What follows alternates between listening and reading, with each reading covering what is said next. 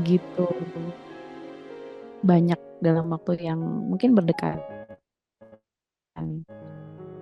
Nah, itu kawan-kawan kalau yang mungkin dirasakan itu sama kawan-kawan, maka memang kita perlu apa ya, perlu urai satu persatu lukanya gitu ya. Dan mudah-mudahan di malam hari ini Allah titip pulih, Allah titipkan kesembuhan bagi setiap luka yang mungkin lagi kita rasakan di malam hari ini. Lukanya sih, ya kan yang namanya manusia setiap hari mungkin menerima rasa kecewa, marah, sedih, terus jengkel. Itu sesuatu yang mungkin tidak bisa kita hindari ya. Setiap hari itu temu yang namanya hal mungkin gak sesuai dengan keinginan kita. Mungkin anak-anak yang gak nurut, terus mungkin pasangan yang tidak sesuai keinginan, terus kerjaan yang mungkin tidak tercapai targetnya, itu kan juga bikin kita uh, jadi kecewa gitu ya, hatinya terluka, sakit dan sebagainya. Maka hari ini insya Allah kita akan coba kupas rasa sakit apa aja sih yang mungkin ada dalam diri kita gitu ya. Karena kan sebelum kita memulihkan itu kita perlu tahu durasinya tuh apa mana gitu kan kawan-kawan. Dan nih rasa sakit atau trauma di masa lalu itu bisa mempengaruhi cara pandang keadaan saat ini, bahkan menghalangi untuk hidup di masa depan. Nah ternyata kawan-kawan kalau rasa sakit itu tidak dipulihkan, itu ternyata sangat mempengaruhi loh sama bagaimana kita memandang kehidupan saat ini. Sehingga banyak sekarang itu manusia yang apatis sama kehidupannya dia sendiri gitu. Yang pesimis, yang mudah menyerah, bahkan putus asa sampai itu kan banyak jadi penyebab ya yang bikin manusia itu menjadi rasanya kehilangan arah gitu. Dan akhirnya apa? Itu menutup masa depan. Jadi masa depan tuh kelihatannya kayak yang suram aja. Gak tahu harus gimana, gak tahu mau ngapain, gak tahu benar apa salah. Apalagi yang lebih parah adalah ketika kita sudah mulai kehilangan harapan untuk masa depan. Sehingga disinilah muncul apa ya, jiwa-jiwa putus asa, ingin menyerah. Karena semua itu sudah tertutup sama luka-luka yang kita rasakan. Nah ini kawan-kawan kalau ada luka yang masih mungkin belum kita selesaikan, ini akan sangat mengganggu hidup kita. Juga mengganggu kenyamanan hidup kita. Hidup tidak tenang. Kalau hidup tidak tenang, juga tidak nyaman. Ibadah teman, terus hidup bersama orang-orang tersayang juga jadi tidak menyenangkan. Bersama buah hati juga rasanya capek, bawaannya jengkelin terus. Akhirnya kita di rumah tuh jadi capek, bawaannya uring-uringan. Dan sebenarnya kawan-kawan kenapa kita selama ini sadar nggak saat kondisi lagi nggak menyenangkan kita tuh lebih gampang ter apa ya terpicu gitu rasa marahnya. Di saat kita lagi punya masalah, biasanya anak-anak lagi hektik sedikit kan bawaannya pengen ngegas ya. Di saat kita lagi banyak beban pikiran, lagi capek dan banyak kesal yang dipendem, pasangan salah ngerespon sedikit aja, bawaannya kan itu luar biasa.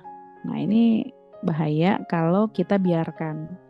Karena apa efeknya nanti orang-orang di sekitar kita akan merasakan dampak dari emosi negatif yang lagi kita rasakan. Maka kawan-kawan ketika ada luka yang dirasakan itu perlu kita perhatikan. Jangan dibiarkan.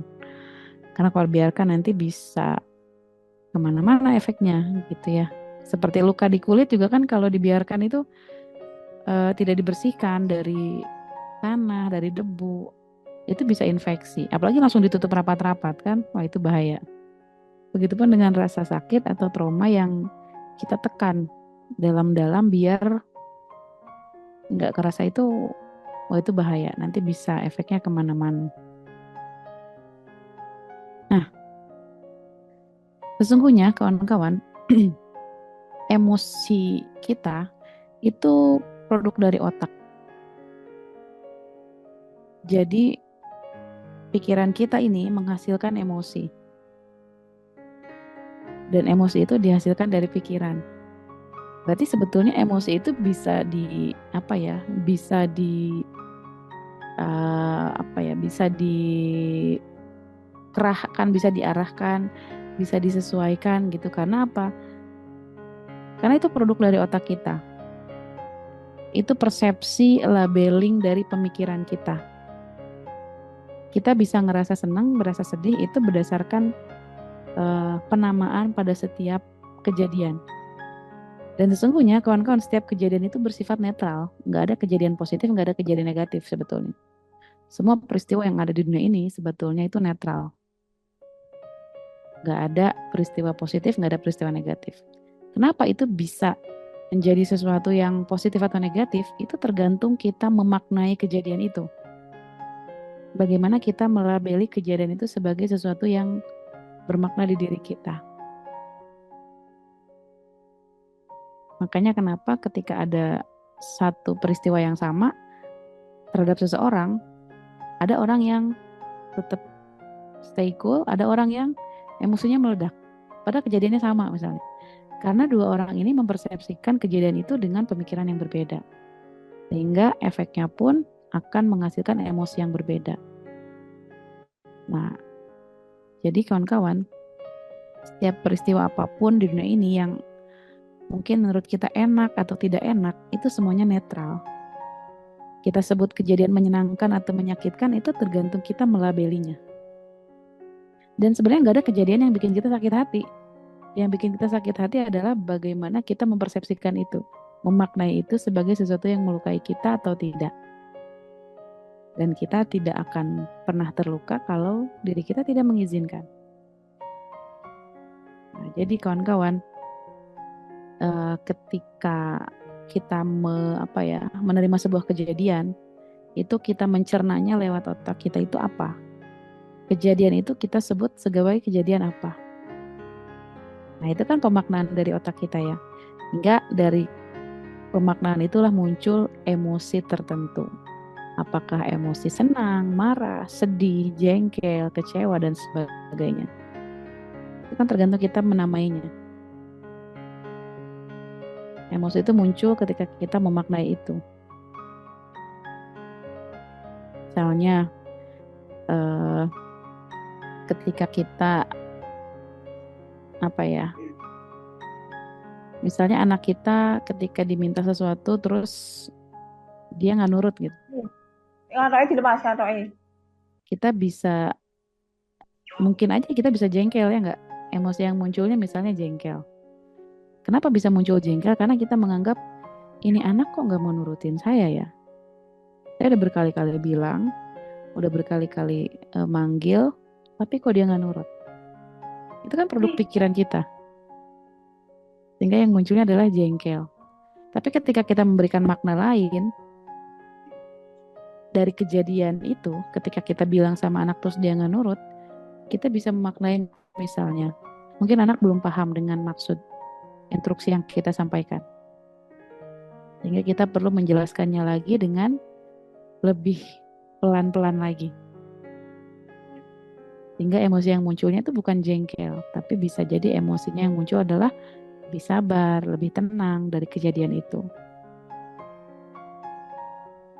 Ya enggak? Atau mungkin kita memaknainya, oh mungkin anak belum paham dengan instruksi kita. Mungkin anak baru paham setelah beberapa kali kita menyampaikan instruksi. Itu kan akan lain. Padahal kejadiannya sama-sama kita tuh nyuruh anak tapi nggak nurut gitu. Nah, sehingga emosi ini sebenarnya produk dari diri kita sendiri, bukan disebabkan karena perilaku orang lain.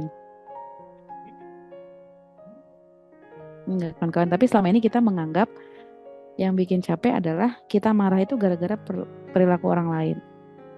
Padahal itu semua kita yang memaknainya.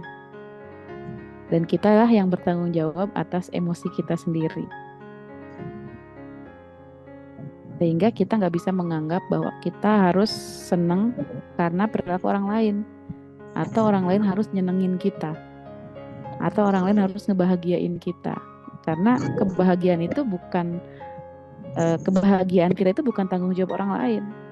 Kita bertanggung jawab atas kebahagiaan kita sendiri. Sehingga tidak ada satu manusia pun di dunia ini yang bisa membuat kita bahagia. Karena tugas mereka bukan untuk membahagiakan diri kita. Itu ya kawan-kawan.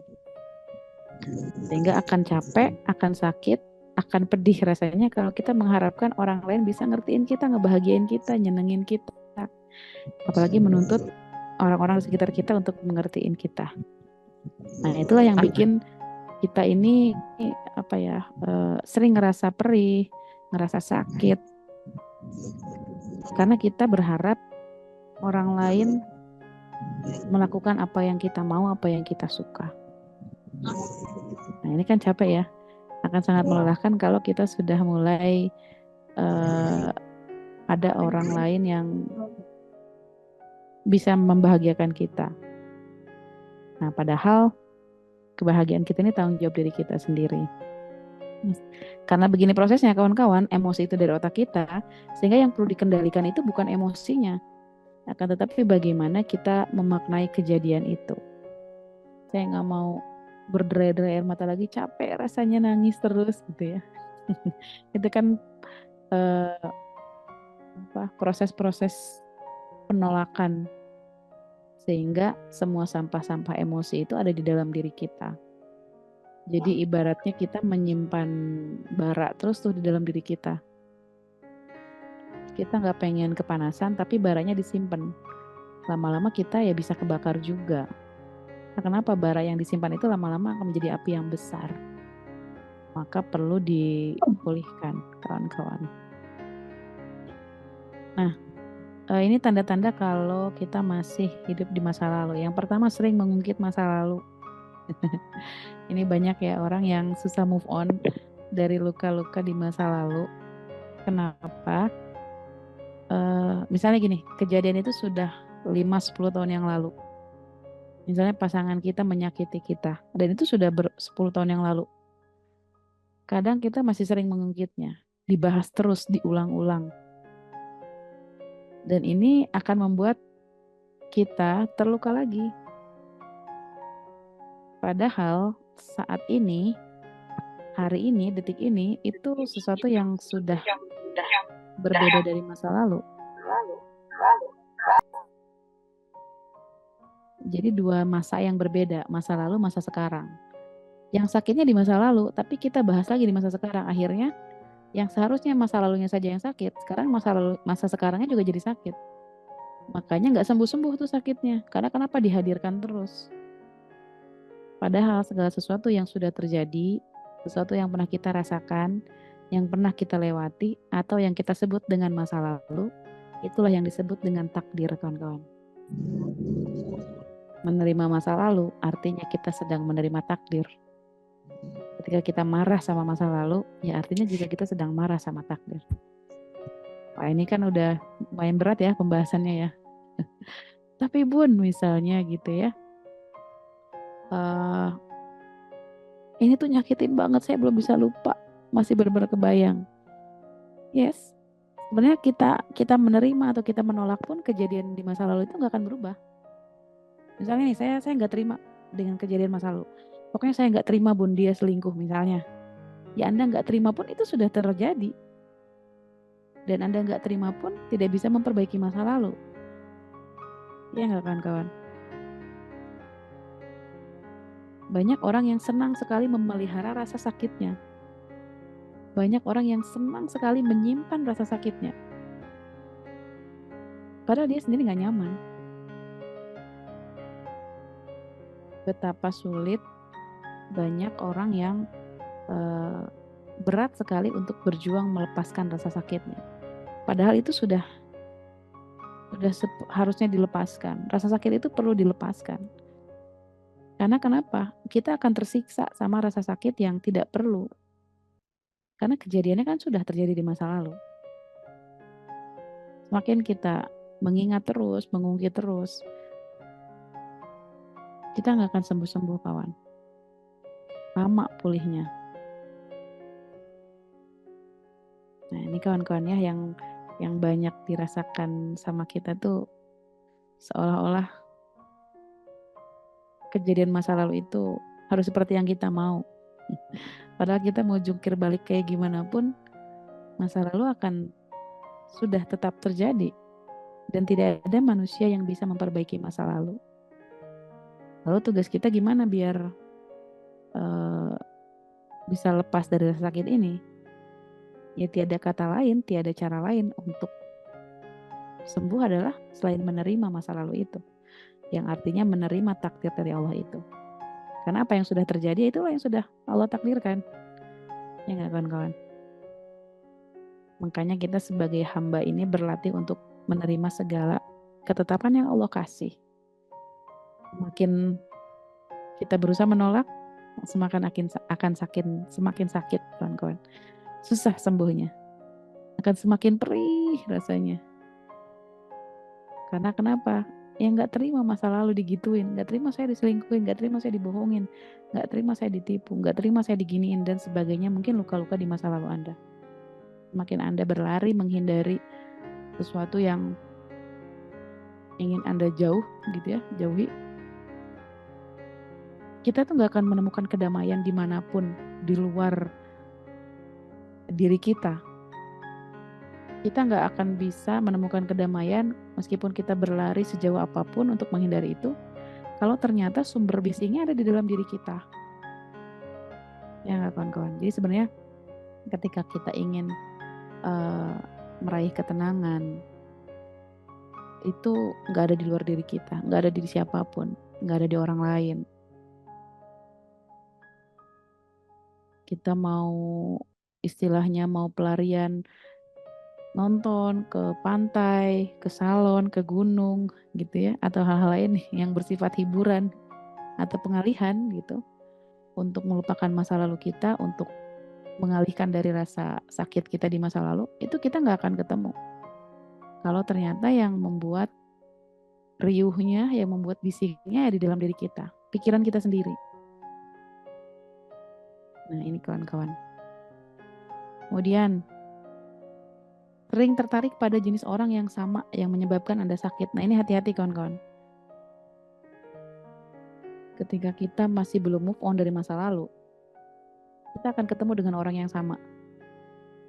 Pernah ada yang cerita, Bun kenapa ya saya setiap menikah saya diselingkuhin. Pernah ada yang cerita sama saya, Bun saya sudah pernah menikah 4 kali. Dan ternyata 4-4-nya kasar dan suka selingkuh. Nah inilah kawan-kawan, kalau kita belum rilis, belum selesaikan pulihnya, secara nggak sadar, energinya itu akan menarik orang yang sejenis. Atau misalnya ada anak yang dari semasa kecilnya dia hidup dengan seorang ayah yang kasar, yang keras, dan sebagainya. Sehingga ketika dia sudah dewasa, dia ketemunya sama orang yang seperti itu, sama seperti ayahnya. Karena apa? Energinya tuh menarik yang sejenis. Jadi ketika kita masih menyimpan luka, masih menyimpan rasa sakit yang belum pulih, itu kemungkinan besar kita akan ketemu dengan orang yang sama. Sehingga kita akan terus menyalahkan orang-orang di sekitar kita. Kenapa ya Bun, saya kok ketemunya sama orang-orang kayak gitu terus? Nah, bisa jadi karena kita mungkin masih hidup di masa lalu, sehingga energi itulah yang akan menarik energi di sekitar kita, di sekitar diri kita. Nah, kemudian perilaku mensabotase diri sendiri. Nah, bagaimana itu contoh perilaku mensabotase diri sendiri? Ya, misal menunda-nunda pekerjaan atau ada tugas yang penting itu biasanya ntar dulu gitu ya. Atau kemudian contoh lain dari perilaku sabotase diri ini, menyalahkan orang lain ketika kita mengalami hal buruk. Gara-gara kamu sih, gara-gara dia, gara-gara mereka. Ini kan contoh manusia yang belum matang secara emosi. biasanya ketika ada hal yang tidak menyenangkan, dia akan nyalahin orang lain. Sehingga dia tumbuh menjadi orang yang manusia selalu benar. Karena nyalahin orang lain terus, ya enggak? Misalnya ketika kita sampai kelepasan nyubit atau mukul anak.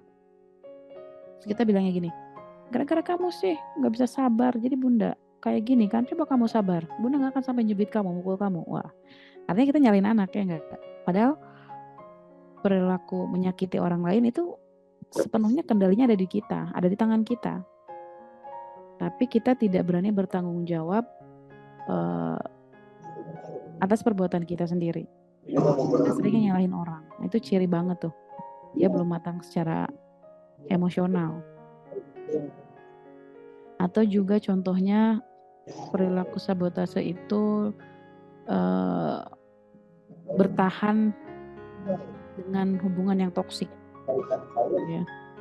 Kemudian perilaku merendahkan diri sendiri, terus mengisolasi diri. Jadi hal-hal yang membuat diri kita terhambat gitu. Atau bahkan sampai penyalahgunaan obat, minuman keras. Jadi perilaku sabotase ini bukan hanya orang-orang yang kita lihatlah banyak tokoh gitu ya, yang secara kasat mata kita menilai dia punya stres apa sih, dia punya masalah apa ya, uang banyak gitu ya, pasangan baik, terus anak-anak juga ada yang ngurus. Tapi kenapa masih ada juga orang yang para artis gitu terjebak sama minuman keras, narkoba, ya nggak? Nah bisa jadi itu ada perilaku yang hidup di masa lalu yang belum tuntas, enggak?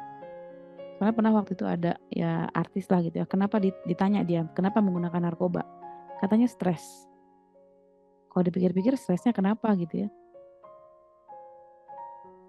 Ekonomi cukup, pasangan baik, segala macam, sepertinya sempurna gitu kehidupannya.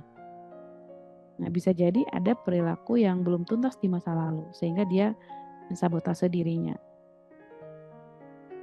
Kemudian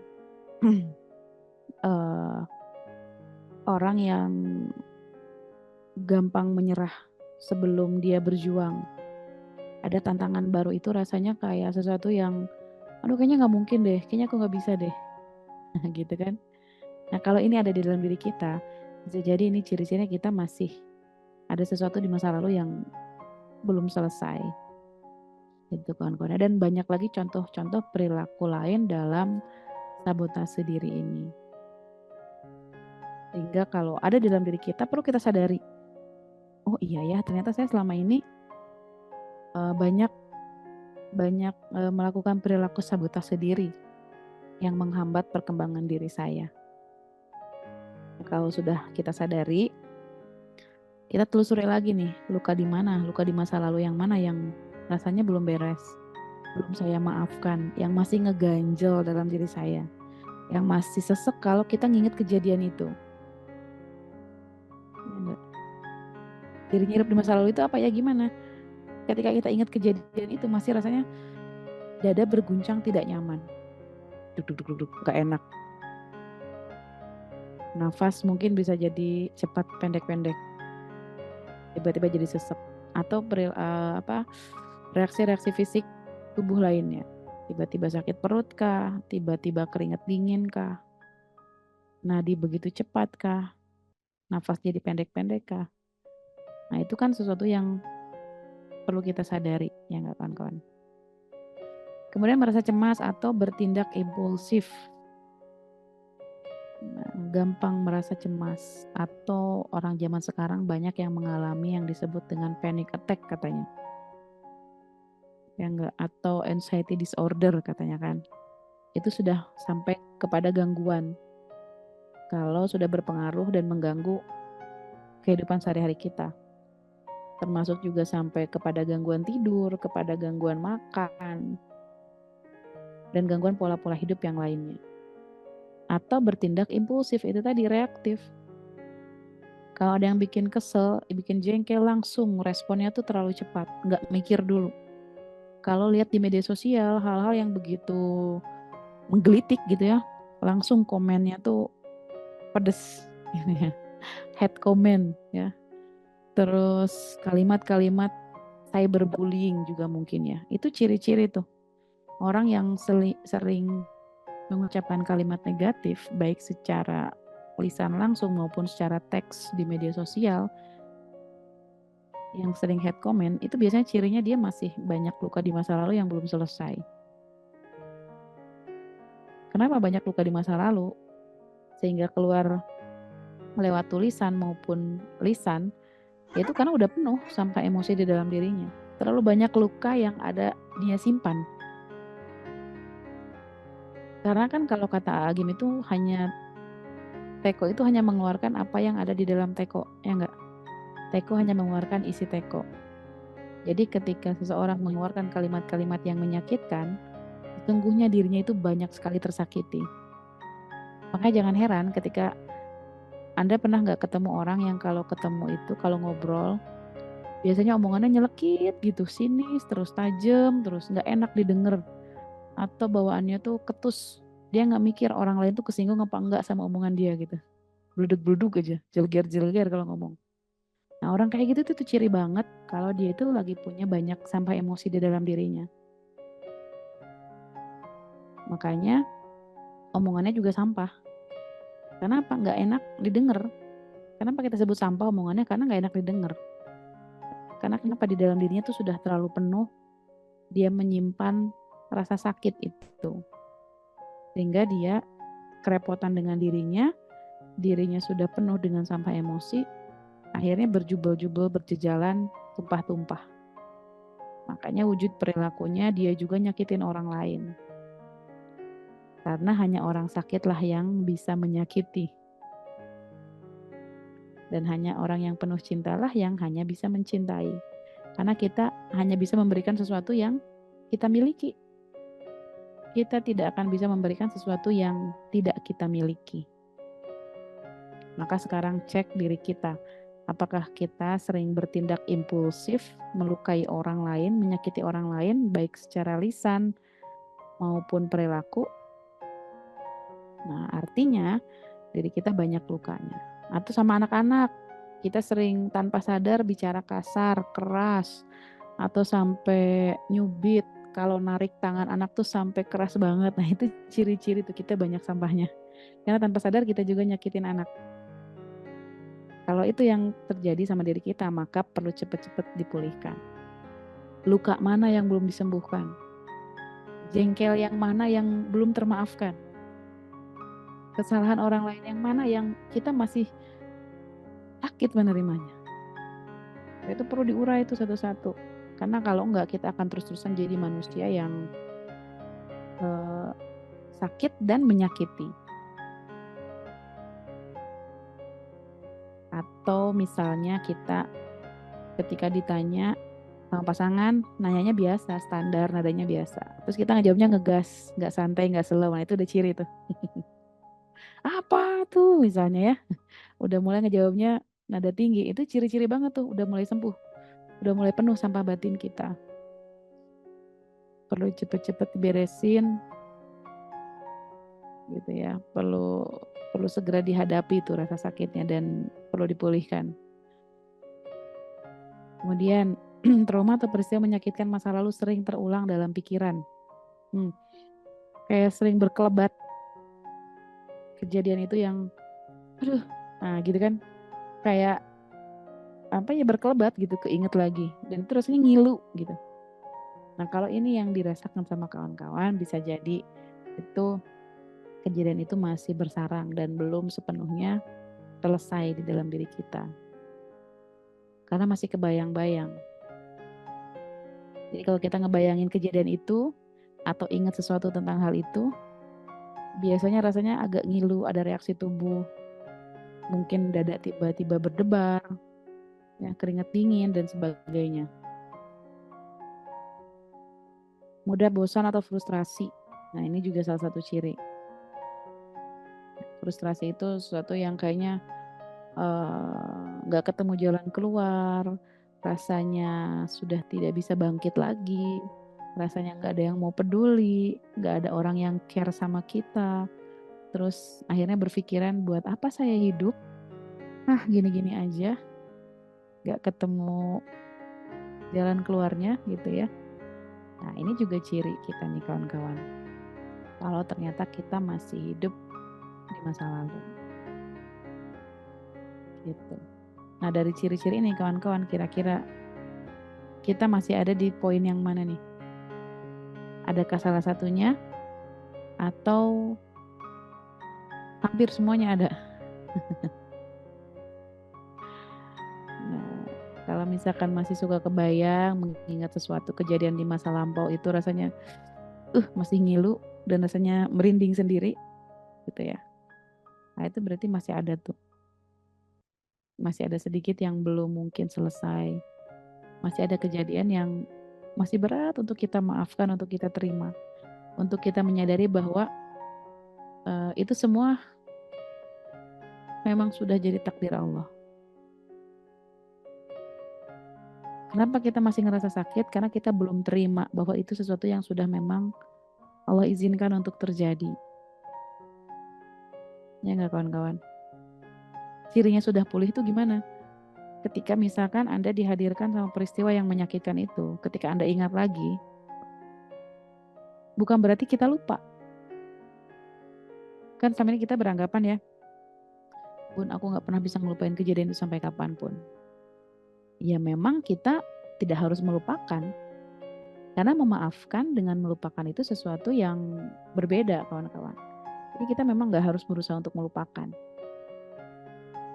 Yang harus kita lakukan apa? Biar sembuh gimana? Memaafkan. Memaafkan itu beda dengan melupakan. Kalau melupakan itu kejadian di fisik kawan-kawan. Kejadiannya di hardware di otak kita.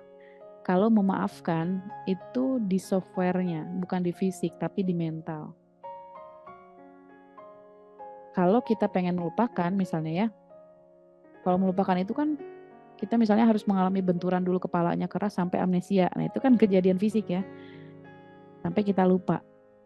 Itu amnesia, itu melupakan. Tapi kalau memaafkan itu sesuatu hal yang berbeda. Kita tidak harus melupakan. Tapi kita menerima itu sebagai satu kejadian yang memang sudah Allah takdirkan ada di dalam fase hidup kita. Mau kita terima atau kita tolak, kejadian itu sudah terjadi. Dan tidak ada manusia yang bisa mengubah masa lalu. Tugas kita dalam menghadapi masa lalu adalah menerima, itu aja, nggak ada cara lain. Semakin kita tolak, semakin kita sakit, nggak terima saya digituin Bun, makin menderita kita, makin perih, makin sakit. Pokoknya saya nggak rela, gini.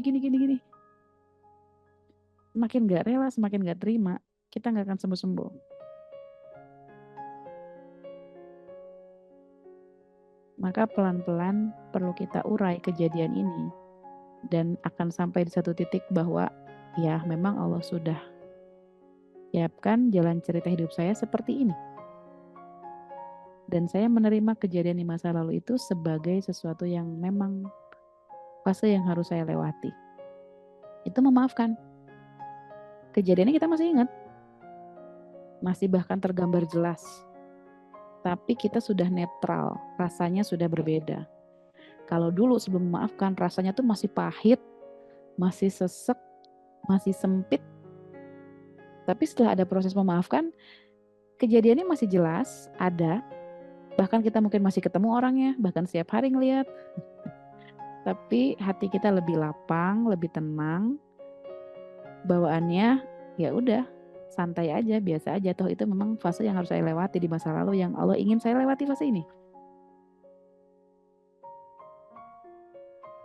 Bun, gimana bisa sembuh kalau penyebab lukanya itu setiap hari saya ngelihat, tinggal serumah, bahkan sekasur. Gimana saya bisa sembuh kalau penyebab lukanya ketemu terus setiap hari? Ya kan kawan. Bukan bagaimana tentang menghilangkan orangnya dari pandangan kita atau dari hidup kita. Tapi bagaimana tentang kita menerima bahwa dialah orang-orang yang Allah hadirkan dalam hidup kita. Karena kita nggak bisa milih, ya Allah saya pengen ketemu sama orang ini aja hari ini, kan nggak bisa. Kalau Allah memang ternyata takdirkan ketemu dengan, ya Allah takdirkan dengan orang yang mungkin setiap hari menyakiti kita, membuat kita terluka, sedih, kecewa, ya mau gimana ya nggak? Meskipun kita maunya A tapi Allah maunya B, kita mau bisa apa? Nah, jadi kawan-kawan, kuncinya itu bukan tentang melupakan, tapi justru ketika kita menerima itu semua sebagai sesuatu yang fase yang harus kita lewati, yang Allah ingin kita lewati. Nah, enggak kan kita punya keinginan, Allah juga punya keinginan. Kita punya kehendak, Allah juga punya kehendak. Kira-kira kehendak siapa yang pasti terjadi dalam hidup kita? Masya Allah, ya nggak kawan-kawan?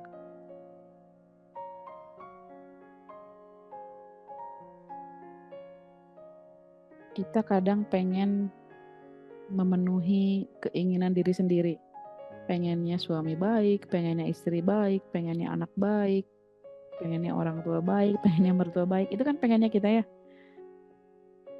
Dan seringkali yang bikin capek adalah ketika kita pengen menuhin maunya kita. Kalau pengen hidup tenang, kalau pengen hidupnya pulih, coba penuhin apa maunya Allah. Dan sering-seringlah bertanya ke dalam diri, kira-kira Allah maunya apa dari kejadian ini? Ya nggak kawan-kawan? Kita seringnya yang dipikirin kan, saya ini maunya begini.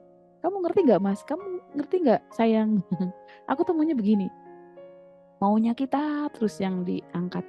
Tapi kita sering lupa dari kejadian pahit yang ada di depan hidup kita nih.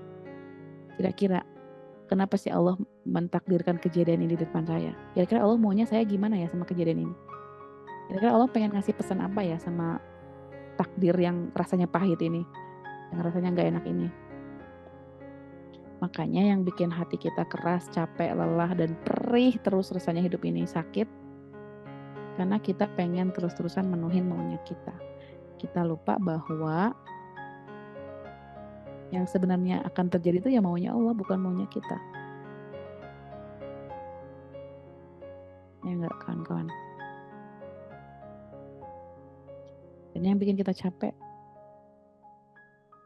coba gimana caranya biar kita bisa pulih dari semua rasa sakit, dari takdir yang mungkin kita sebut ini takdir pahit, adalah dengan mulai mencerna pelan-pelan.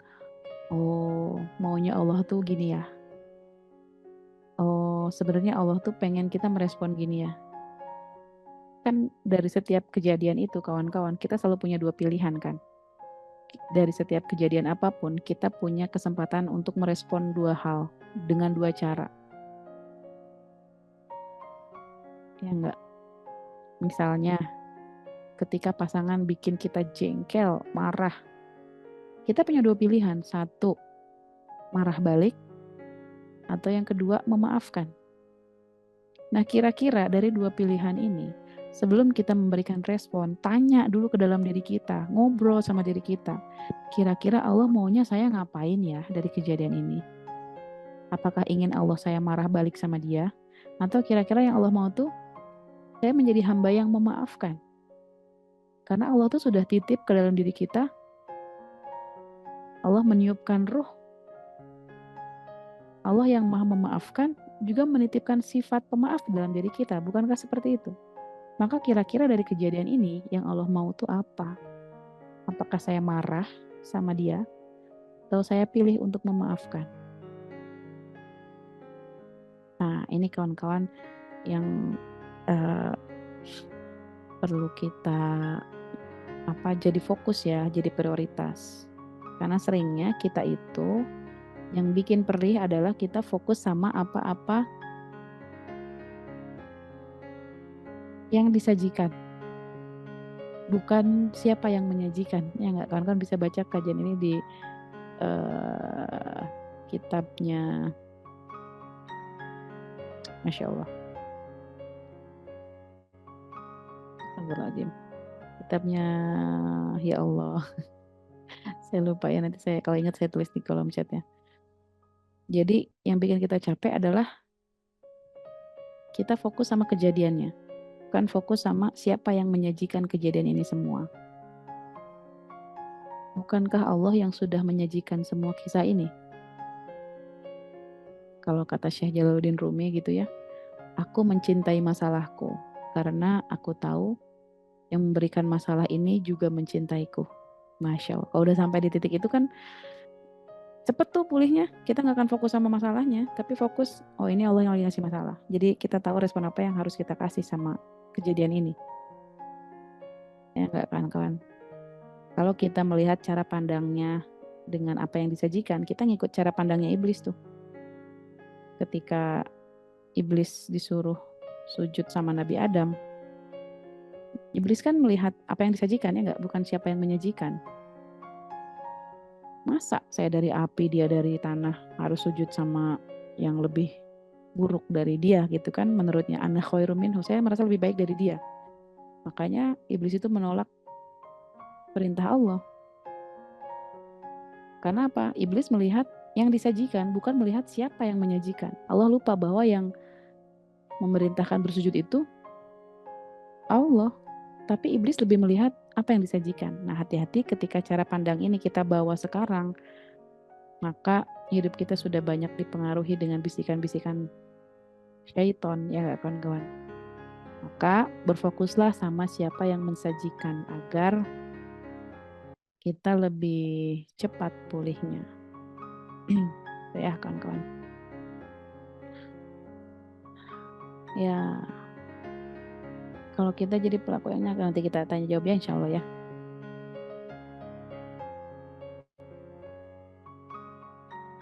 Nah, langkah menuju pulihnya gimana? Tetapkan batasan. Self boundaries, tetapkan batasan. Kalau memang kita perlu menetapkan batasan, kapan bilang iya, kapan bilang tidak, kapan kita, ya yang paling tahu diri kita kan diri kita ya. Sehingga kita perlu tahu betul mengenali diri kita. Sampai batasan mana kita bisa mengelola diri kita. Nah ini penting kawan-kawan. Nah kemudian penerimaan ini langkah paling utama ya dalam pemulihan itu adalah penerimaan. Karena yang semakin bikin sakit itu bukan kejadiannya, tapi kita nggak nerima kejadian itu. Yang bikin pahit, yang bikin rasanya nggak enak itu bukan takdir dari Allah, tapi ketidakmampuan kita menerima takdir dari Allah. Karena takdir Allah itu sifatnya netral. Yang bikin sakit adalah ketika kita tidak bisa menerima itu. Ingat, semua kejadian apapun itu bersifat netral. Semua yang terjadi di dunia ini sifatnya netral. Kitalah yang memaknai itu sebagai kejadian menyenangkan atau kejadian menyakitkan. Maka penerimaan inilah yang membuat kita merasa menjadi ringan. Karena kalau kita tahu Allah itu maha baik, maka yang dikasih sama kita pasti baik. Sehingga gimana pun bentuk bungkusnya yang Allah kasih sama kita, maka kita akan menerima. Karena di dunia ini gak ada zat yang paling tahu, yang paling mengenal diri kita selain Allah. Zat yang paling tahu, yang paling mengenali kita, yang tahu yang terbaik untuk kita, gak ada yang tahu selain Allah. Bahkan diri kita pun kadang karena masih dipenuhi sama ego kita, sehingga kita gak tahu ini baik untuk kita apa enggak. Maka berbaik sangkalah sama takdir Allah bahwa yang Allah kasih itu pasti yang terbaik. Karena Allah maha tahu yang paling tahu yang terbaik buat kita. Dan dialah zat yang paling mengenal diri kita. Maka dia pula yang tahu yang terbaik apa-apa yang harus hadir dalam hidup kita. Mungkin kita melihatnya sesuatu yang gak enak, gak nyaman, menyakitkan. Tapi kalau kita terima aja, oh ya Allah, hamba mungkin belum mengerti apa maksud dari takdir pahitmu ini. Hamba mungkin belum tahu apa hikmah dari kejadian ini. Sekarang pokoknya masih sakit aja ya Allah. Hamba gak ngerti ya Rob. Tapi karena ini dari Engkau ya Allah, Engkau maha pengasih. Hamba yakin. Maka yang Kau berikan pasti kasih sayang, pasti yang terbaik. Cuman hamba aja yang belum ngerti bentuk kasih sayangmu seperti ini. Jadi terima dulu kawan-kawan kejadiannya. Karena semakin kita menolak, membantah, apa denial, ya protes. Ya Allah kenapa harus aku yang ditakdirkan seperti ini? Ya Allah kenapa Aku harus ditimpa musibah ini? Kenapa dari sekian banyak manusia harus aku yang dititipi penyakit berat ini? Kenapa dari sekian miliar orang, kenapa aku harus yang menjalani ujian ini? Nah itu kan bentuk-bentuk penolakan, ya enggak? Semakin kita menolak, semakin sakit. Nggak akan pulih-pulih, akan semakin perih rasanya hidup ini. Menyakitkan. Maka meskipun kita belum mengerti kenapa sih Allah pasangkan saya dengan beliau, kenapa sih saya harus terlahir dari orang tua yang seperti ini, dan kenapa anakku kondisinya begini, dan kenapa lainnya yang belum kita terima, yang belum kita pahami. It's okay, kita memang nggak harus paham takdir Allah tuh sekarang. Mungkin Allah kasih hikmahnya nanti, mungkin besok baru Allah kasih hikmah, mungkin lusa, mungkin minggu depan kita baru paham, mungkin tahun depan kita baru mengerti kenapa Allah takdirkan kejadian pahit sama kita sekarang. Atau bahkan mungkin 10 tahun yang akan datang kita baru ngerti, oh ternyata takdir Allah itu ini ya maksud baik Allah, dulu saya diginiin, dulu saya dibanting dulu ke sana ke sini, babak belur dulu ke sana ke sini, ternyata ini ya maksud baik Allah, ternyata inilah rencana Allah. Kita mungkin baru paham hikmahnya tuh nanti. Maka kalau sekarang belum mengerti maksud baik Allah, nggak apa-apa, nggak harus mengerti. Cukup miliki prasangka baik sama Allah dan terima bahwa ini sebagai bentuk kasih sayang Allah. Nanti Allah yang akan kasih tahu hikmahnya. Kalau apa? Kalau kita sudah menerima kejadian ini dengan baik, bahwa ini sebagai bentuk kasih sayang dari Allah. Nah ini kan berproses ya kawan-kawan. Sehingga proses penerimaan inilah yang perlu kita upayakan, perlu kita latih. Karena memang untuk menerima semua takdir itu ya perlu dikunyah pelan-pelan, dicerna pelan-pelan, ya enggak kan kawan? Maka kita perlu berlatih. Kemudian yang ketiga berlatih mindful. Berlatih mindful tuh gimana? Mindful itu kita fokus dan sadar bahwa hidup kita ini yang sedang kita lewati ini ya saat ini. Masa lalu itu sudah terjadi dan tidak akan pernah kita bisa kembali, dan masa depan itu belum tentu jadi milik kita. Besok belum tentu kita masih hidup, tahun depan belum tentu kita masih hidup, bahkan 5 menit yang akan datang juga belum tentu kita masih bisa bernafas. Maka hadirlah mindful saat ini, detik ini. Begitu banyak karunia yang Allah kasih di detik ini, yang sebetulnya patut untuk kita syukuri, sehingga kalau kita hidupnya di masa lalu atau di masa depan, kita akan banyak kehilangan momen untuk mensyukuri nikmat-nikmat yang Allah kasih detik ini.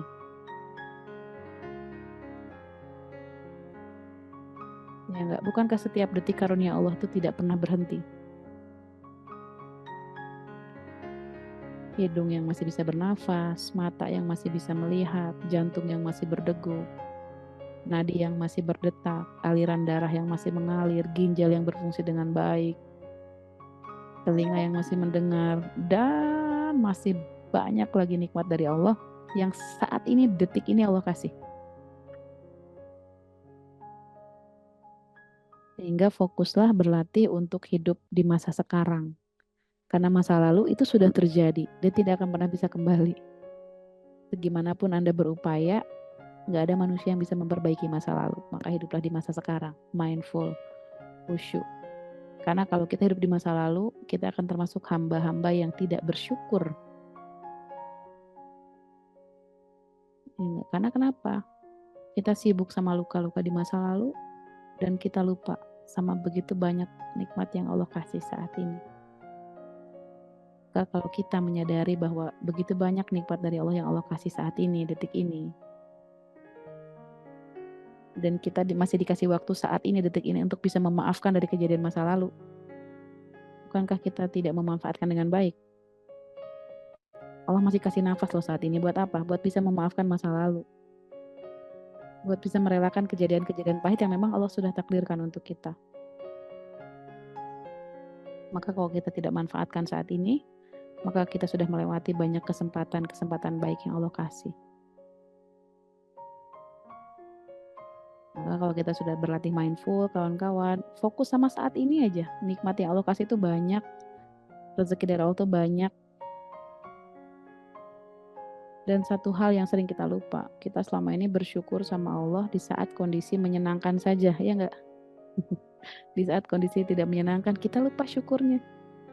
Padahal kalau kita pengen hidupnya ringan, santai, tenang, cobalah untuk berlatih berterima kasih sama Allah di saat kondisi tidak hanya sedang lagi baik-baik aja. Tapi cobalah berterima kasih sama Allah meskipun di saat kondisi mungkin tidak menyenangkan. Bahkan di saat kondisi menyakitkan, itu coba kita latih tetap bersyukur sama Allah. Coba rasain perbedaannya, coba dipraktekin mulai dari sekarang. Meskipun kondisinya sekarang lagi, ya Allah sakit, ya Allah perih, ya Allah segala macam yang bikin kita nggak enak, coba mulai berlatih untuk mensyukuri hal-hal yang mungkin menurut kita juga nggak menyenangkan. Karena kita nggak tahu di balik itu semua hikmah apa yang Allah udah siapkan buat kita. Ya nggak kan kawan? Nah, terakhir saya ingin menyampaikan, mari kita pulih bersama, mari kita lepaskan segala rasa sakit yang tidak perlu, lepaskan segala sesuatu yang bikin kita sesak, yang bikin kita sakit, terhimpit, karena sesungguhnya kasih sayang Allah itu begitu luas di muka bumi ini, dan yakini bahwa yang Allah takdirkan itu pasti yang terbaik untuk kita. Karena hanya Dia zat yang paling tahu diri kita, karena hanya Dia zat yang paling tahu apa-apa yang terbaik buat diri kita. Gak ada yang paling tahu, yang paling tahu untuk diri kita selain Dia. Maka cukup miliki prasangka baik. Allah tuh sayang banget sama kita. Bukan Allah hendak ingin menyulitkan kita atau membuat kita kesulitan dengan semua ini. Akan tetapi Allah ingin menjadikan kita pribadi yang lebih baik lagi, menjadikan kita pribadi yang berkualitas dengan menyiapkan begitu banyak ujian yang membuat kita kelak layak menjadi hamba yang dicintainya, menjadi hamba yang memang layak nanti kita bisa menatap zat Allah di janahnya nanti, karena kita sudah berhasil melewati semua rasa sakit yang Allah mungkin titipkan dalam fase hidup kita. Alhamdulillah kawan-kawan, semoga Allah karuniakan kita hati yang lembut, hati yang mudah memaafkan, agar kita bisa pulih dari segala rasa sakit yang tidak perlu, dan sadari bahwa Allah nitipin ujian berat ini karena sayang.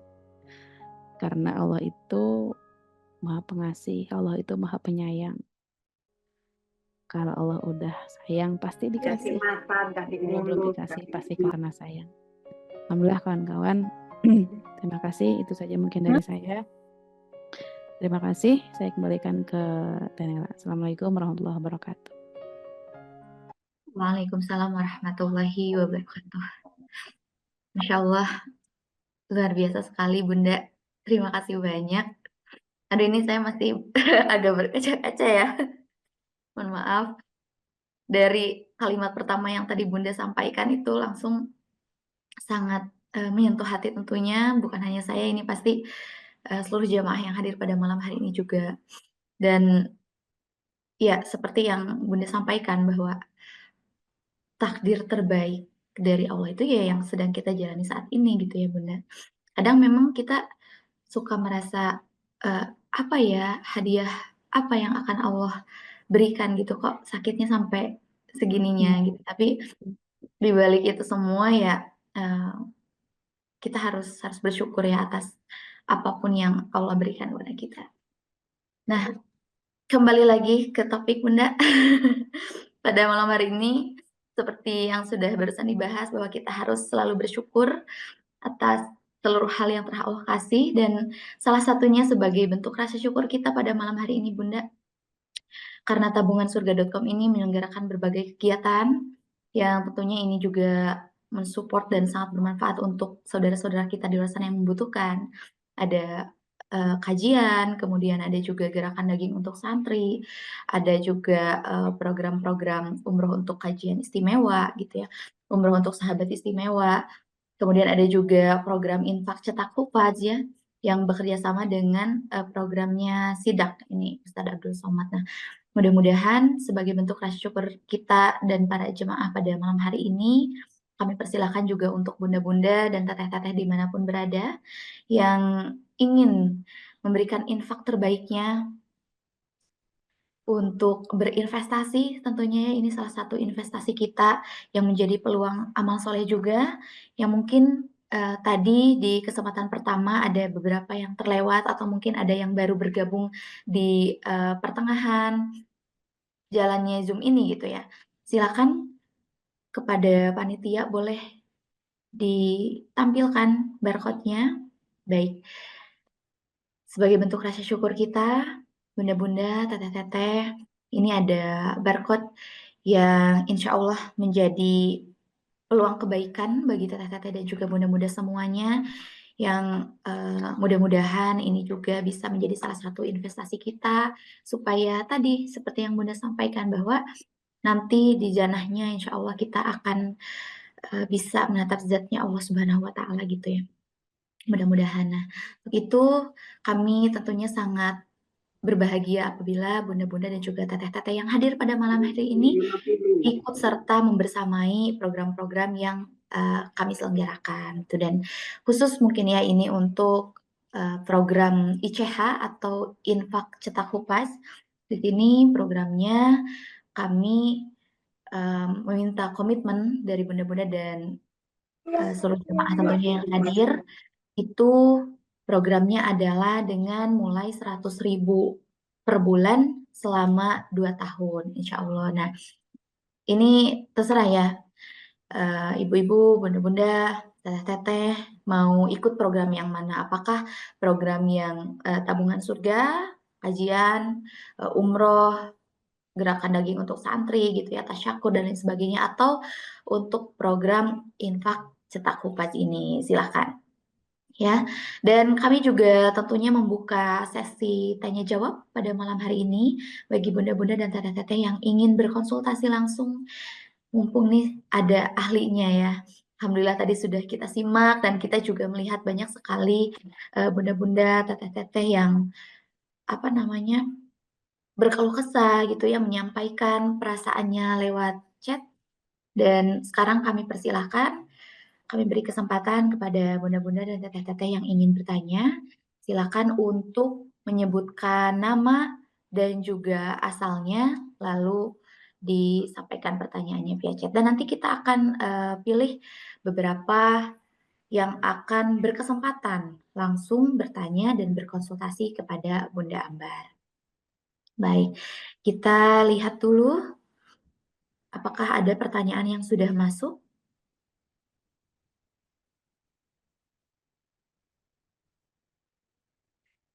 Baik, kami masih menunggu bagi bunda-bunda dan juga teteh-teteh yang ingin bertanya ya, tentunya. Oke, jangan lupa untuk disebutkan nama dan asalnya dari mana. Karena memang alhamdulillah bunda yang hadir pada malam hari ini itu dari seluruh Indonesia ya. Ada yang dari Semarang, ada yang dari Bandung, ini banyaknya juga. Oke. Kalau misalkan belum ada yang di kolom chat, boleh ditekan fitur raise hand-nya. Tadi saya lihat sudah ada yang angkat tangannya dan akan dipilih oleh panitia. Silakan raise hand-nya. Dan mudah-mudahan ini seluruh jamaah juga bisa sambil on cam ya, supaya kita bisa bertatap muka, bersilaturahmi meskipun secara virtual. Ya, ya, apakah ada yang ingin bertanya? Pasti sebetulnya ini banyak Bunda, karena saya yakin bahwa setiap manusia yang ada di muka bumi ini pasti mendapatkan ujian dari Allah Subhanahu wa Ta'ala, tapi jenisnya aja yang beda ya Bunda ya. Begitu.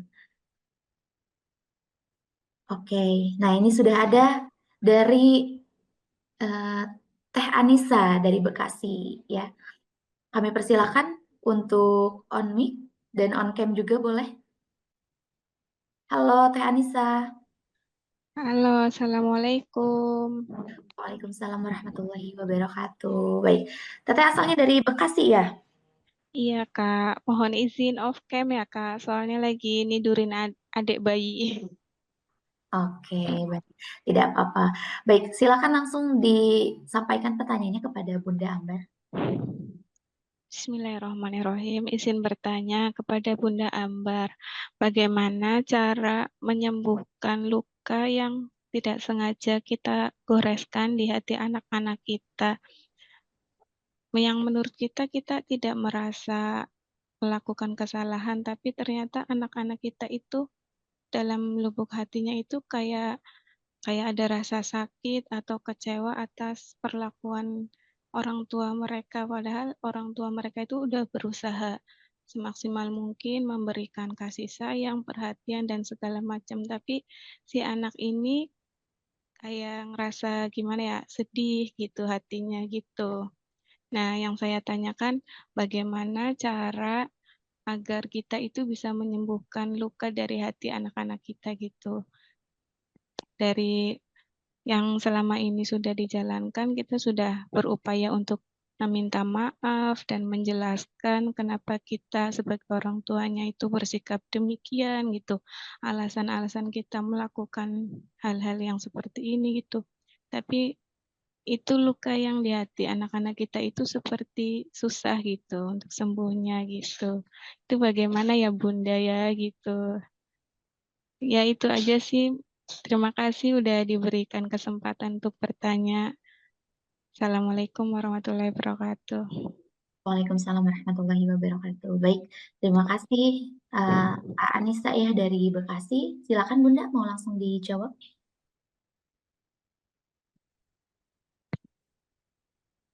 Oke, baik. Langsung dijawab aja Teh Nela ya. Ya, silakan Bunda. Cek, cek. Langsung jawab aja. Ya, boleh silakan Bunda. Oke, baik. Insya Allah. Terima kasih pertanyaannya, Bunda ya. Memang kita sering kali gitu ya tanpa sadar niatnya baik, akan tetapi diterimanya mungkin berbeda sama mereka, malah cenderung menyakiti gitu ya. Gimana caranya menyembuhkan luka mereka? Nah, kawan-kawan, eh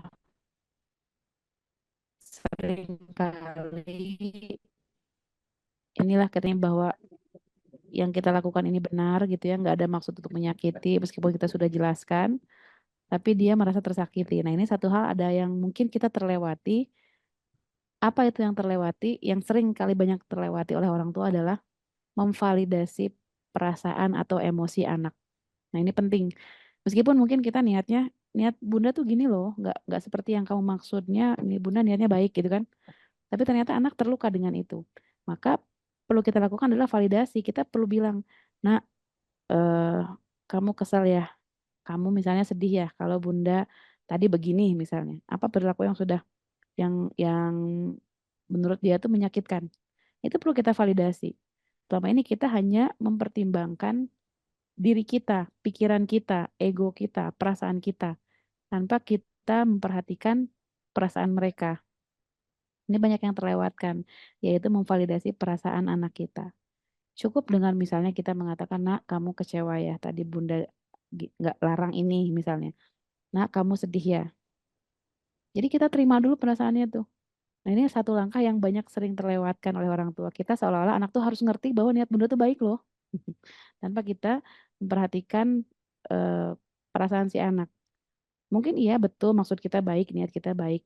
Tapi langkah penting juga adalah memvalidasi emosi anak. Dengerin aja dulu apa yang dia rasain dari kejadian itu. Atau dari instruksi kita yang mungkin sempat membuat dia terluka. Kita perlu dengerin dari sudut pandang dia. Apalagi misalnya anaknya sudah mulai remaja gitu kan, itu sudah mulai tidak bisa didoktrin lagi. Sudah tidak bisa diberi doktrin, kamu harus begini, harus begitu. Kalau sudah mulai berkembang ke remaja itu perlu banyak ditanya, perlu perlu dua arah komunikasinya, perlu banyak digali apa yang dia rasakan, apa yang dia pikirkan, apa pendapat dia. Nah, bisa jadi mungkin kita perlu lebih banyak untuk mendengar mereka. Bukan lebih banyak berbicara atau menasehati, tapi butuh untuk lebih mendengar apa yang dia rasakan, apa yang dia inginkan. Nah, itu satu hal yang banyak terlewati oleh orang tua. Kita hanya menyampaikan apa-apa yang kita inginkan, apa-apa yang kita harapkan, tapi kita lupa mendengarkan juga bagaimana perasaan si anak. Nah, ini mungkin bisa kita coba agar kita tahu, oh ternyata anak kita begini ya. Oh, dengan pemahaman seperti ini insya Allah membuat bonding kita tuh semakin kuat, semakin lekat sama anak. Kalau bondingnya sudah lekat, sudah semakin kuat, insya Allah anak itu akan lebih mudah paham dengan maksud baik kita tanpa kita jelaskan bahkan.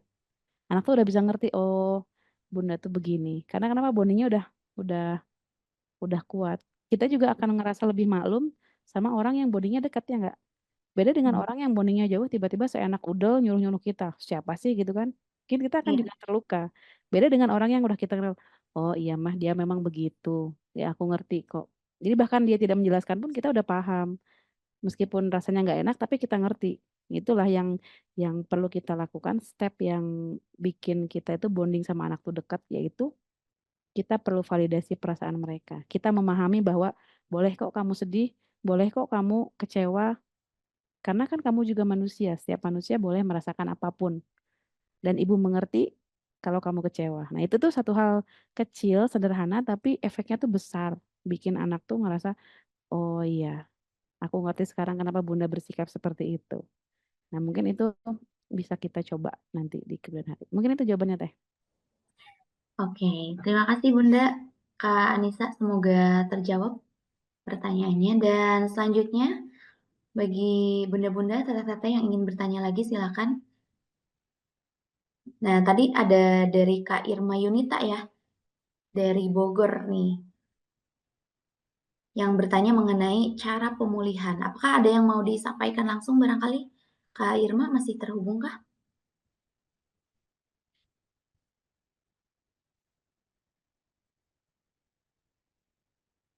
Halo, Kak Irma.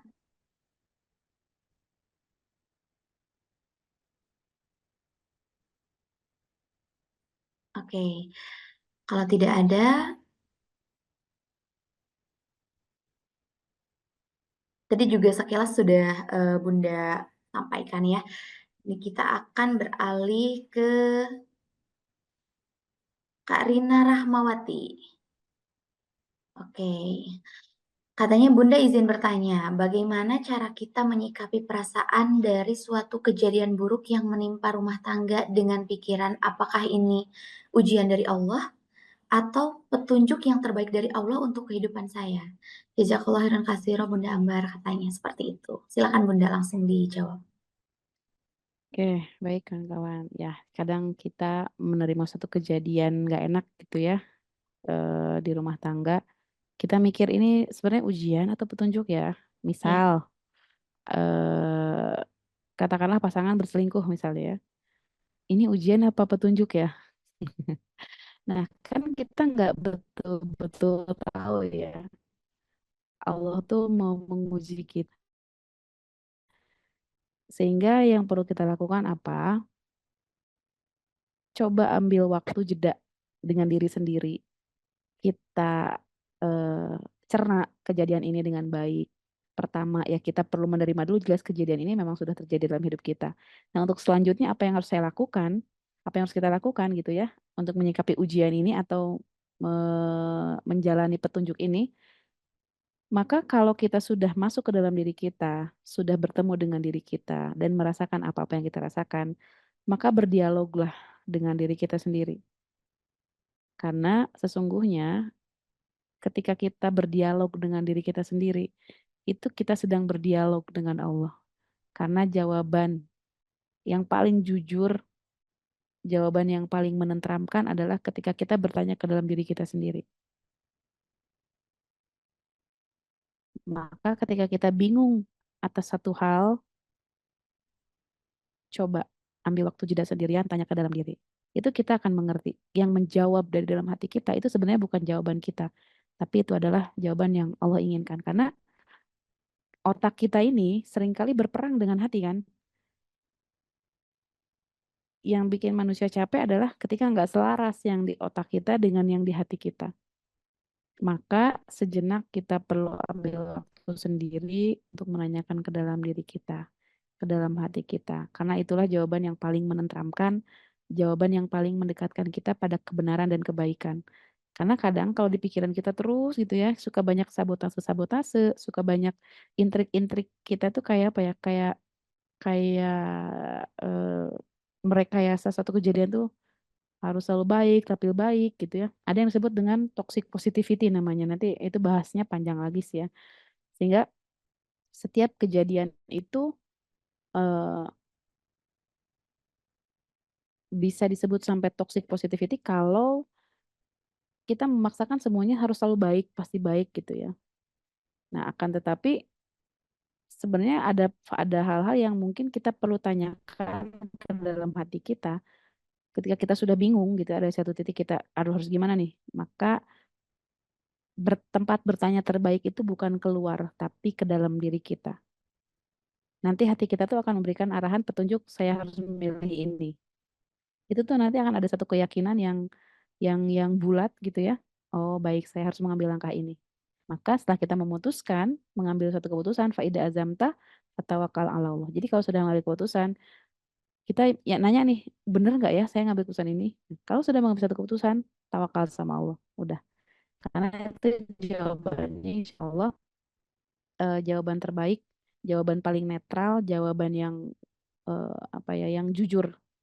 Karena kalau dari hati itu udah pasti nggak pernah bohong. Makanya kenapa hati nggak bisa bohong tuh karena dalam kolbu kita ini, dalam jantung kita ini ada satu sel disebutnya God spot titik Tuhan. Yang benar-benar itu tuh Allah yang menitipkan satu. Ini secara ilmiah ya. Kajiannya juga ilmiah dari Universitas Hormet kerja sama Inggris sama Arab. Itu di satu jantung manusia itu ada satu titik Tuhan yang memang titik itu Allah menitipkan sesuatu apa yang Allah mau dari manusia itu. Pasti ada di situ titiknya. Dan makanya manusia itu hati nurani itu nggak pernah bisa bohong. Karena ada di situ. Maka tanyalah ke dalam diri di saat keadaan sedang netral, keadaan yang tidak emosional tertentu gitu ya, tidak terlampau bahagia, tidak terlampau sedih, tapi kondisinya benar-benar netral. Itu kalau sudah ketemu di titik itu, insya Allah kita akan tahu apa yang harus kita lakukan. Kita harus tahu apakah kita akan tahu bahwa ini adalah ujian atau sesuatu petunjuk dari Allah. Gitu. Itu mungkin Nah, jawabannya. Teh. iya, Bunda. Itu adalah jawaban untuk Kak Rina Rahmawati. Semoga terjawab. Dan terakhir nih Bunda, ada dari Kak Zaina Malika. Assalamualaikum Bunda, izin bertanya. Mengalihkan pikiran itu apakah salah satu cara menyembuhkan diri? Saya selalu mengalihkan pikiran saya dari emosi-emosi negatif sampai saya merasa banyak emosi yang tidak tersalurkan dan tertumpuk. Saat itu saya merasa tidak baik-baik saja, tapi saya denial semua perasaan itu dan selalu mengatakan bahwa saya pasti akan baik-baik saja. Saat ini saya merasa hampa Bunda, tidak tertarik untuk melakukan apapun, bahkan hal-hal yang dulu saya sukai. Nah, apakah itu salah satu efek dari yang saya lakukan? Terima kasih Bunda. Itu pertanyaan terakhir kita Bunda, silakan. Oke, betul sekali itu adalah efek dari yang dilakukan. Karena kita terus denial, mengalihkan. Kita melarikan diri dari sesuatu yang harus kita hadapi. Ya enggak, tadi saya sudah sampaikan, sejauh apapun kita menghindari sesuatu yang tidak kita sukai, kita nggak akan pernah menemukan kedamaian kalau ternyata sumber bisingnya ada di dalam diri kita. Maka sejauh apapun kita pergi, menghindar, menjauh, kabur ke planet Pluto sekalipun, kita tidak akan menemukan kedamaian. Karena kenapa? Kita hanya sibuk mengalihkan. Banyak orang yang pengen sembuh, tapi nggak berani menemui lukanya. Alih-alih menemui lukanya, dia malah menghindari, berlari, kabur. Terus melakukan hal-hal kesenangan untuk mengalihkan emosinya. Contohnya tadi ke pantai, kan ke gunung, nonton, scroll media sosial terus-terusan gitu ya. Sehingga akhirnya kita tidak sempat menemui emosi-emosi kita. Kita nggak sempat memvalidasi setiap perasaan yang hadir bahwa, oh saya lagi sedih. Itu kan bentuk validasi. Oh saya lagi marah nih. Oh saya lagi kecewa nih. Banyak orang yang menganggap bahwa ketika lagi marah, aku nggak apa-apa kok. Aku oke. Aku nggak apa-apa. Aku rapopo. Aku kuat. Aku bisa. Gitu ya. Dan sehingga efeknya adalah emosi-emosi ini terpendam, terendap, sehingga emosi itu menumpuk. Kebayang kalau sudah numpuk, berjejal, nanti bisa tumpah-tumpah. Makanya muncullah keadaan, tiba-tiba kita kayak pengen marah, pengen teriak, pengen nangis, padahal nggak ada kejadian besar. Itu hanya tumpukan-tumpukan emosional yang tidak tersalurkan. Maka semakin sering kita mengalihkan dari kejadian nggak enak ini menjadi kejadian yang menurut kita menyenangkan, itu semakin banyak yang tertumpuk. Maka semakin banyak juga manusia yang tidak mengenali dirinya, tidak mengenali emosinya. "Saya lagi kemana sih? Kenapa sih? Kok tiba-tiba uring-uringan ya? Kok rasanya pengen" gitu. Padahal nggak ada hal yang besar yang bikin kita apa gitu. Karena itu tadi kita tidak memberikan kesempatan diri kita untuk memvalidasi setiap emosi yang hadir. Kita tidak mengizinkan menjadi manusia, padahal setiap manusia itu ya boleh sedih, Iya. bahwa manusia itu boleh marah, boleh berhak gembira, berhak, tertawa, berhak menangis, berhak bangga, berhak kecewa, berhak merasakan apapun. Karena emosi itu fitrah dari Allah, yang Allah titip. Namanya fitrah itu untuk semua orang, baik laki-laki, baik perempuan, baik tua, baik muda, ya, untuk semua orang. Semua emosi itu valid, halal. Yang perlu kita perhatikan adalah bagaimana cara mengekspresikannya. Maka izinkan diri kita memang kalau memang sedang sedih, kecewa, terluka, ya validasi perasaan kita. Sehingga kita tidak perlu terus-terusan melarikan diri dan membuat emosinya semakin numpuk-numpuk gak karuan. Sehingga itulah akan terjadi suatu perasaan hampa, perasaan males ngapa-ngapain. Padahal dulu seneng banget deh badminton, sekarang tiba-tiba badminton aja males, nggak tahu tujuan hidup mau apa. Itu kan kehampaan-kehampaan karena kita tidak memberikan ruang buat setiap emosi yang hadir dalam diri kita. Mungkin itu jawabannya Teh. Baik, terima kasih banyak Bunda, luar biasa sekali. Mudah-mudahan menjawab ya barusan bagi Bunda yang terakhir bertanya.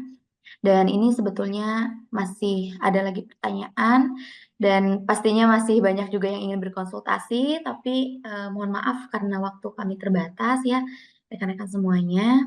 Jadi untuk yang ingin berkonsultasi atau mungkin mau mencoba mencari jawabannya, boleh mampir nih ke Instagramnya Bunda Ambar ya, @ambarinadf, karena memang Bunda juga aktif membuat konten yang juga mungkin insya Allah bisa membantu untuk memulihkan rasa sakit yang dirasakan. Nah Bunda, terakhir deh ini dari aku pribadi, sebetulnya boleh nggak sih mengamalkan aljabar ke orang yang menyakiti kita gitu?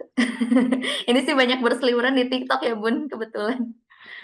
Masya Allah. Iya saya sempat baca sih, Iya, katanya jangan baca Al-Jabar kalau apa orang yang menyakiti itu kena rasanya gitu ya. betul.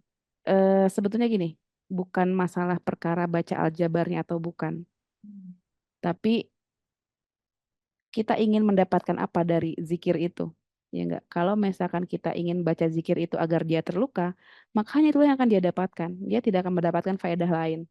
Artinya apa? Menunjukkan betapa luka itu masih ada di dalam diri kita dan menunjukkan betapa kita belum menerima setiap takdir dari Allah bahwa Dia pernah menyakiti kita.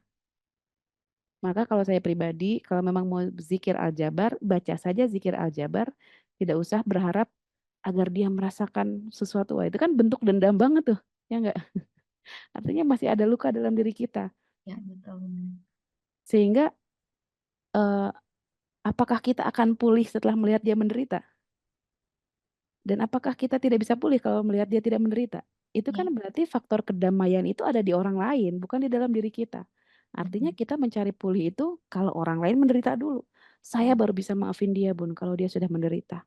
Saya baru bisa maafin dia kalau dia sudah, eee, mengakui kesalahannya dan sujud-sujud minta maaf ke saya, baru saya bisa maafin dia. Itu kan kalau sampai gitu tuh, artinya kita selama ini akan memendam terus rasa sakit ini. iya, Artinya pulih kita tergantung orang lain, mmm, kita akan capek. Maka pulihlah meskipun dia tidak minta maaf, maka pulihlah meskipun dia tidak menyesali perbuatannya, maka maafkanlah meskipun bahkan dia tidak menyadari kesalahannya. oh, Memaafkan bukan untuk orang lain, memaafkan untuk kedamaian diri kita. Memaafkanlah bukan karena dia sudah menyesali perbuatannya, maka maafkanlah karena Allah suka. Itu aja.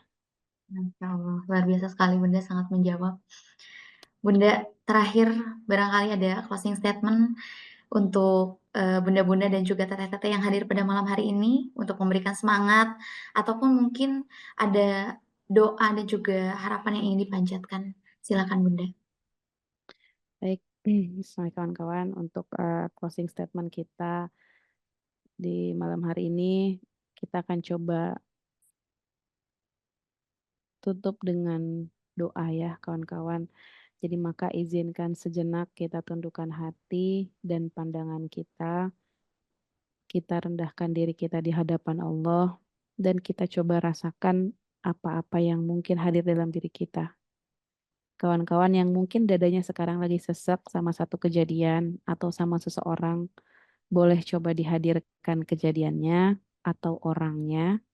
Mungkin dia pasangan kita, mungkin kita sedang terluka sama anak-anak kita, mungkin oleh orang tua kita atau siapapun seseorang yang mungkin hari ini atau kemarin atau beberapa hari yang lalu membuat kita dadanya begitu sakit, sesak dengan kejadian itu. Maka kawan-kawan, mari kita doa bersama. Dari kejadian pahit itu, kita mohon kepada Allah. Kita akui banyak hal di hadapan Allah. Ya Allah, ya Rahman, ya Rahim. Duhai Allah yang Maha Pengasih, lagi Maha Penyayang. Ya Allah, malam hari ini kami mengakui dan mengakui rasa sakit yang sedang hadir. Rasa terluka yang mungkin disebabkan oleh orang itu, ya Allah. Kawan-kawan boleh hadirkan orangnya, boleh hadirkan kejadiannya. Ya Allah, Engkau yang paling tahu apa yang hamba rasakan dari kejadian itu. Ya Allah, sakit memang hamba rasakan dari kejadian itu. Ya Rob, hamba tahu kejadian ini sudah Engkau takdirkan. Kejadian ini sudah Engkau tetapkan untuk hamba lewati. Hamba tidak terima pun ya Allah, kejadian ini sudah terlewati. Maka ya Rob, bantu hamba untuk mengangkat rasa sakit yang sedang kami rasakan ya Allah. Bantu hamba untuk bisa memaafkan kesalahannya. Bantu hamba untuk menerima semua takdir yang Engkau peruntukkan untuk kami ya Allah. Ya Rob, dengan kasih sayang-Mu ya Allah, bantu hamba menjadi pribadi yang mudah memaafkan. Ya Allah, dengan ini maka saksikan ya Rob, malam ini kami memaafkan dia, orang yang sudah menyakiti hamba, orang yang sudah melukai hamba. Maka saksikan ya Rob, untuk Engkau hari ini kami maafkan kesalahannya. Dan juga ya Allah, turunkanlah ampunan-Mu untuknya ya Allah. Ampuni dia, sayangi dia ya Rob. Mungkin dia belum tahu bahwa perbuatannya menyakiti hamba ya Allah. Maka ya Allah, ampuni dia, sayangi dia ya Allah. Bantu hamba untuk melepaskan rasa sakit ini ya Allah. Bantu hamba untuk melepaskan rasa sesak ini ya Rob. Hamba tahu menyimpan marah selama ini hanya akan membuat hamba semakin tersiksa. Maka ya Rob, dengan izin-Mu, bantu hamba melepaskan segala perih ini ya Allah. Hamba ingin kelak suatu saat kalau hamba kembali kepadamu ya Rob, hamba sudah ada dalam keadaan hati yang bersih, hati yang sudah memaafkan, hati yang sudah ridho pada ketetapan-Mu ya Rob. Semoga suatu saat kalau usia hamba habis di dunia ini ya Allah, hamba kembali kepadamu dengan hati yang sudah memaafkan, hati yang sudah merelakan atas semua takdir darimu ya Allah. Hati yang udah gak ada protes lagi, hati yang udah gak ada komplain lagi sama takdirmu ya Allah. Ya Rob, semoga dikala saat itu tiba, hamba sudah memaafkan semuanya dan hamba benar-benar puas dengan segala takdir darimu ya Allah. Dan semoga dengan itu pula Engkau pun ridho kepada kami dan Engkau pun pula ridho menjadikan kami sebagai hamba-hambamu dan ridho memasukkan kami ke dalam surgamu ya Allah. Ya Allah, mulai hari ini ya Rob, kami memilih untuk memaafkan dari segala rasa sakit ini ya Rob. Kami memilih untuk mengikuti mau-Mu ya Allah. Kami memilih untuk mengikuti segala kehendak-Mu ya Allah. Maafin kalau selama ini kami masih banyak ngikutin maunya kami sendiri ya Allah. Ya Rob, temani perjalanan hidup kami ya Allah. Temani hati kami ya Allah. Temani di sisa usia kami. Semoga di setiap langkahnya, setiap detiknya, Engkau temani kami. Jangan tinggalin kami sendirian ya Allah. Ya Allah, terima kasih Kau hadirkan semua kejadian ini. Terima kasih atas semua takdir-Mu ya Allah. Dari takdir ini kami belajar dan kami bertumbuh. Dan semoga dengan takdir ini hamba menjadi pribadi yang semakin Engkau cintai ya Rabb. Dan hanya Engkau yang kami tuju dan hanya cinta-Mu yang kami harapkan.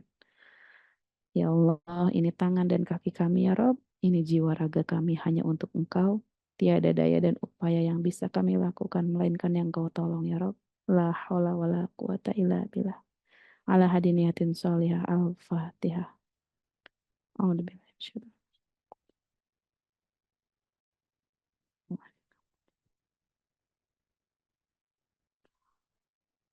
Amin, amin. Alhamdulillah.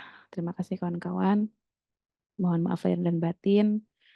Semoga pertemuan kita Allah catat sebagai kebaikan. Dan jangan lupa kita saling mencari nanti di surganya Allah. Saling menarik. Kalau kawan-kawan mungkin duluan ke surga, kita saling mencari ya. Waalaikumsalam. Assalamualaikum warahmatullahi wabarakatuh. Waalaikumsalam warahmatullahi wabarakatuh. Alhamdulillah, terima kasih banyak kepada Bunda Ambar yang pada malam hari ini sudah membersamai kajian tabungansurga.com, kajian online-nya, dan tentu banyak sekali insight yang kami dapatkan Bunda. Terima kasih banyak, semoga ini menjadi amal jariah untuk Bunda pribadi dan tentunya ini akan sangat bermanfaat bagi kita semua yang hadir pada malam hari ini.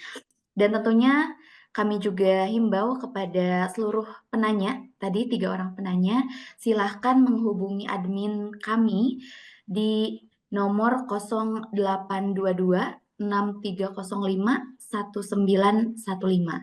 Baik, kami ulangi, nomor adminnya 0822 6305 1915. Insya Allah bagi 3 penanya tadi mendapatkan door prize spesial dari panitia. Akan ada buku yang insya Allah kami kirimkan dan mudah-mudahan ini bermanfaat bagi bunda-bunda semuanya. Terima kasih banyak pada Bunda Ambar sebagai pemateri pada malam hari ini yang sudah sharing kepada kita semua. Dan tentunya terima kasih juga kepada bunda-bunda, teteh-teteh dari seluruh Indonesia yang sudah berkenan hadir untuk menimba ilmu di majelis ilmu. Meskipun secara virtual, insya Allah kita semua mendapatkan keberkahannya.